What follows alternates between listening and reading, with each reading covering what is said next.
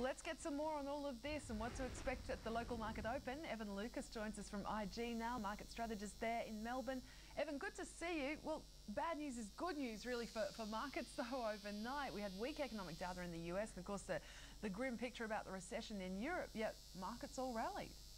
Yeah, and on both sides of the Atlantic we saw green figures all over the boards. They were relatively strong, with the CAC up 0.4%. even as France dropped back into a recession and it was harder than people were expecting. Germany was also disappointing as well. They've only just managed to see GDP figures in the black at about 0.1, and the DAX itself is again making record highs, up about 0.3. And all the bad news is basically because people are continuing to bet on the whole idea that the stimuluses we currently have are here to stay and may even increase.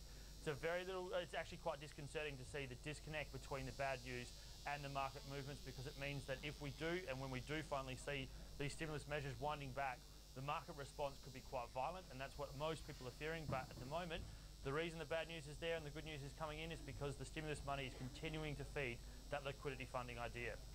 So what happened then with commodities? Because certainly we saw the precious metals head back to bear market territory, gold and silver both suffering. Yeah, commodities are also what we're watching very closely. I think if you have a look at what we saw in the US last night, we saw their PPI coming out with their worst figures since February 2010. We also saw local manufacturing in the New York region also severely disappointing. Pushed industrial metals down as well. Copper was off and it's heading back towards that $7,000 US a ton. And the precious metals are really struggling. Gold found itself back in a bear market. It's now down below the $1,400 US an ounce mark and pushing lower, and that really is going to hurt our gold miners today. In Toronto, Newcrest mining was down, and it looks like today that Newcrest mining might actually find themselves at an all-time low for this year, and obviously the last 3 or 4 years as well. It's really looking quite bad. It looks like it's going to open up around about $15.50 and lower. On a retracement level, it could go as low as $13.80. That would be probably the worst performance Newcrest has had since about 2004, when it was actually on the way up and looking quite appealing. So gold pushing back into a gold market is really going to hurt those miners that have production positions that look really under pressure. Newcrest is basically the staring out, glaring one, and with commodities pushing back even further, it's one section to watch very closely. So how is all of that going to play out then for our market open today? Yeah, looking at our market open today, we're actually going to follow the US and Europe. We look slightly positive, and it is ever so slightly. It's about between 7 or 8 points, depending where you're looking. Back to about 50 to 200. It again comes to that yield play story, and this morning it was quite interesting to see the brokers again having that argument with regards to the banks. We saw JP Morgan actually upgrade their look on CBA. They've now got them at an overweight position, even with them touching all-time highs once more.